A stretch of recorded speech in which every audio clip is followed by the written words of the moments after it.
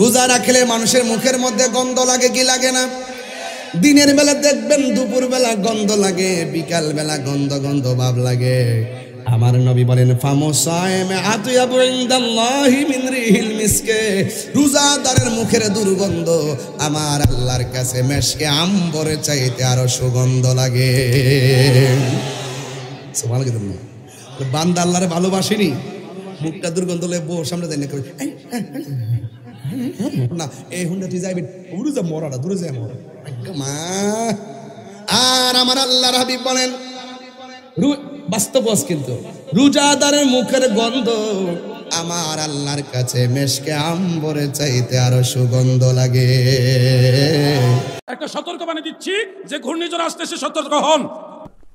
ওয়ালা খলুফু ফামি সাইমি আতিয়াবু ইনদাল্লাহি মিন রিহিল মিস্ক, একটা হাদিসে এসেছে যে রোজাদারের মুখের দুর্গন্ধ এটা আল্লাহর কাছে মিস্কের যে পারফিউম সেটার চেয়ে বেশি দামি আল্লাহ তাআলার কাছে। সুবহানাল্লাহি ওয়া বিহামদিহি।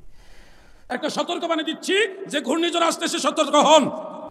আল্লাহ তাআলার নামে কসম করে নবী মুহাম্মদ সাল্লাল্লাহু আলাইহি ওয়াসাল্লাম বলতেছেন লা খালুফু ফামিস সাইম আতিয়াব ইনদাল্লাহি মিন রিহিল মিস্ক, রোজাদার ব্যক্তির, সিয়াম পালনকারী ব্যক্তির মুখের যে দুর্গন্ধ, যে খালুফ, সেটা দিন রোজা রাখার কারণে মুখের মধ্যে যে দুর্গন্ধ হয়ে গেল, এই যে ঢেকুর এসে গেল, খালি পেটের কারণে কিছু দুর্গন্ধযুক্ত জিনিস এরকম তার মুখ দিয়ে বের হয়ে গেল, এই যে খালুফ, মুখের এই যে দুর্গন্ধ, এই যে দাঁতের দুর্গন্ধ, রোজা রাখার কারণে, সারাদিন উপবাস থাকার কারণে রাসূল করিম সাল্লাল্লাহু আলাইহি ওয়াসাল্লাম বলছেন আতিয়াব ইনদাল্লাহি মিন রিহিল গ্রান মিস্ক, মিস্কে আম্বার। হ্যাঁ, এই যে মিস্কের গ্রান, এটা হলো দুনিয়ার সেরা সুগন্ধিসমূহের অন্যতম। সেই মিস্কের গ্রানের চাইতে রোজাদার ব্যক্তির মুখের দুর্গন্ধ আল্লাহ তাআলার কাছে বেশি প্রিয়। কি সুবহানাল্লাহ, কি কথা বলা হচ্ছে! মুখের দুর্গন্ধের যদি এতটাই পছন্দনীয় হয় আল্লাহ তাআলার কাছে, তাহলে ওই মুখওয়ালা ব্যক্তির শান মান মর্যাদা আল্লাহ তাআলার কাছে কত বেশি। মুখের দুর্গন্ধ যদি এত মর্যাদা হয়, মুখওয়ালা ব্যক্তির মর্যাদা কত! আর সেটা কেন? সেটা হলো সিয়ামের কারণে, রোজার কারণে। একটা সতর্কবাণী দিচ্ছি যে ঘূর্ণিঝড় আসতেছে, সতর্ক হন। কিছু হাদিস আমার বোধগম্য হয়নি, আমি স্কিপ করেছি। যেমন রোজাদারের মুখের দুর্গন্ধ আল্লাহর প্রিয়, দুর্গন্ধ আবার আল্লাহর প্রিয় হয় কি করে? আর এই হাদিসের শিক্ষা কি? দাঁত নামে যে মুখে দুর্গন্ধ বানাবো? যাই হোক, চলুন জেনে নেওয়া যাক হাদিসের মহাপণ্ডিতদের কাছে হাদিস শাস্ত্রের কি কি মারণাস্ত্র আছে। একটা সতর্কবাণী দিচ্ছি যে ঘূর্ণিঝড় আসতেছে, সতর্ক হন। মেসাক করার অনুমতি রোজার মাসেও আছে, কিন্তু একটা হাদিস যেটা রাসূলের হাদিসের অন্য হাদিসের সাথে মিলে না, এটি নিয়ে আমি একটু সন্দেহের মধ্যে আছি। সেটা আমার কোনো কারণ নয়, রাসূলের হাদিস পরস্পর বিরোধী হয়ে যাচ্ছে। সেই হাদিসটাও সিয়াসাতের মধ্যে আসছে, সেটা হলো দুর্গন্ধ। লা খালুফু ফামিস সাইমি আতিয়াবু ইনদাল্লাহি মিন রিহিল মিস্ক, রোজাদারের মুখের দুর্গন্ধ আল্লাহর কাছে মিস্কের চাইতেও পছন্দনীয়, এই হাদিসটা আছে। তো আল্লাহর রসুল যেখানে মেসাকের ব্যাপারে এত কঠিন তাকিদ দিয়েছেন, এবং মেসাকের মূল উদ্দেশ্য হলো মুখকে পরিষ্কার রাখা, কিন্তু ওই হাদিসে বলা হচ্ছে যে রোজাদারের মুখের দুর্গন্ধ আল্লাহর কাছে মিস্কের চাইতেও পছন্দনীয়। এটা একটা সাংঘর্ষিক কথা। তার কারণ আমি দেখেছি, বা আপনারা দেখেন, রমজান মাসে মেসাক করলে রোজার কোনো ক্ষতি হয় না, বা মেসাক করা নিষেধ না। তাহলে রমজান মাসে যদি মেসাক করা নিষেধ না হয়, তাহলে মুখের দুর্গন্ধটা কেন সৃষ্টি হবে? এবং মুখের দুর্গন্ধ এটা এমন একটা জিনিস, এটা মানুষ পছন্দ করে না। আপনি বলেন, কোনো মানুষের মুখে যদি দুর্গন্ধ থাকে, সে আল্লাহর জিকির, কোরআন তেলাওয়াত বা ইবাদত বন্দেগী কিছু করতে পারবে না।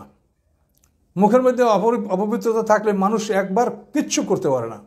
অথচ রোজাটা হলো সম্পূর্ণ ইবাদতের জন্য, যে সমগ্র সময়টা ইবাদতে মানুষ কাটাবে, যেটাকে সমুল খুসুসুল খুসুস বলা হয়েছে, যে বিশেষ রোজা, যে মানুষ আল্লাহর ইবাদত ছাড়া অন্য কিছু করবে না। কিন্তু মুখে যদি দুর্গন্ধ থাকে, তাহলে তো মানুষ ইবাদত করতে পারবে না।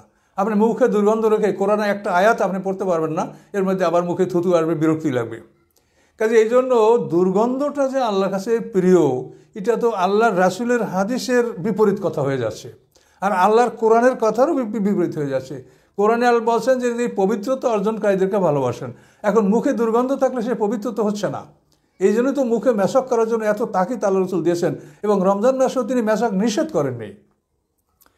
কোনো ইমামরা এই দুর্গন্ধ বজায় রাখার জন্য বলছেন যে মেশক না করা ভালো, করলেও আসরে পরে করা ভালো, এটা ইমামদের মতামত। কিন্তু আল্লাহর রাসূল বলে নাই যে রমজানে তুমি মেশক করো না। তাহলে মুখের দুর্গন্ধকে লালন করা এটা যে আল্লাহর কাছে প্রিয়, এই হাদিসটা আল্লাহর রাসূলের হাদিসেরই বিপক্ষে যাচ্ছে। এই জন্য এটার প্রতি আমাদেরও আপত্তি। তার কারণ আল্লাহ রসুল পরস্পর বিরোধী কথা বলতে পারেন না। আর এই কথাগুলি যদি আমরা বাস্তবে পরীক্ষা করি তাহলে আমরা দেখতে পাবো যে মুখে তো দুর্গন্ধ হচ্ছে না। আমরা রোজা রাখি, আমি নিজে বারবার এটা পরীক্ষা করে দেখেছি যে রোজা রাখার কারণে হয়তো বৈকালবেলা বা আসরের পরে মুখের লালাটা কিছুটা ঘন হয়, কিন্তু তাতে তো দুর্গন্ধ সৃষ্টি হয় না। এবং এমন কিছু হয় না যে পাশের একটা লোক দুর্গন্ধ পাবে। আপনারা যখন আসরের নামাজ পড়তে যান মসজিদে, তখন এই স্বাভাবিক হাফেজ, কারি, আলেম যারা এই ভালো মানুষের কাছে নামাজ পড়লে আপনি দেখবেন কোনোই দুর্গন্ধ পাবেন না। কিন্তু দুর্গন্ধ পাবেন ওই সমস্ত লোক থেকে যারা পান খায়, তামাক খায়, নেশা করে, গুল ব্যবহার করে, এই সমস্ত লোকের মুখ থেকে দুর্গন্ধ আসতে পারে। কিন্তু যারা নিয়মিত নামাজ পড়ে, উজু করে, তাদের মুখে তো দুর্গন্ধ হয় না। মুখের লালাটা একটু ঘন হয়, কিন্তু তাতে দুর্গন্ধ সৃষ্টি হয় না। তো রোজাদারের দুর্গন্ধটা এটা এমন একটা বিষয় যে এই দুর্গন্ধ মানুষ পছন্দ করে না, ফেরেশতারা পছন্দ করে না। যেহেতু আল্লাহ রসুলের ওই বিখ্যাত হাদিস রয়েছে যেখানে আল্লাহ রসুল বলেছেন, মানে আল্লাহ রসুলকে হাদিয়া দেওয়া হয়েছিল একটা খাবার, যে খাবারে পেঁয়াজ দিয়ে পাক করা হয়েছিল।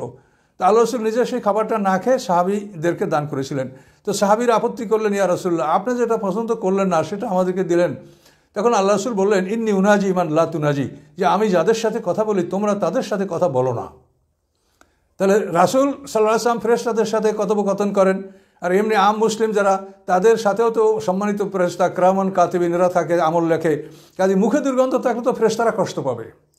তো যেটাই মোমেন কষ্ট পায়, ফেরেশতারা কষ্ট পায়, আল্লাহ রসুল পছন্দ করেন না, সেই জিনিসটা আল্লাহ পছন্দ করেন এবং মেশকাত আপনার সেইতে ভালো, এইটা আমরা কি করে বিশ্বাস করতে পারি? তাহলে এই হাদিসটা যদিও শেষাতে আছে, কিন্তু আল্লাহ রসুল বিপরীত কথা আমার মনে হয় তিনি বলেননি। তিনি বিপরীত কথা বলতে পারেন না, এবং এটা আকলেরও খেলাফ যে দুর্গন্ধ পছন্দ করবে না আল্লাহ তাআলা। কেন? কি রয়েছে দুর্গন্ধের মধ্যে যেটা পছন্দ করতে হবে? কাজে এই জন্য হাদিসগুলি তো আর সব বিশুদ্ধ নয়, এবং হাদিসগুলি সম্পর্কে তো বিভিন্ন সমস্যা আছে, এগুলো পরীক্ষা নিরীক্ষা করে গ্রহণ করতে হবে। এই হাদিসটা সম্পর্কে আপনারাও পরীক্ষা নিরীক্ষা করে দেখেন যে দুর্গন্ধ মানুষ পছন্দ করে না, ফেরেশতারা পছন্দ করে না, রাসূল পছন্দ করেন না, আল্লাহ এটা পছন্দ করবেন এমন কি যুক্তি আছে?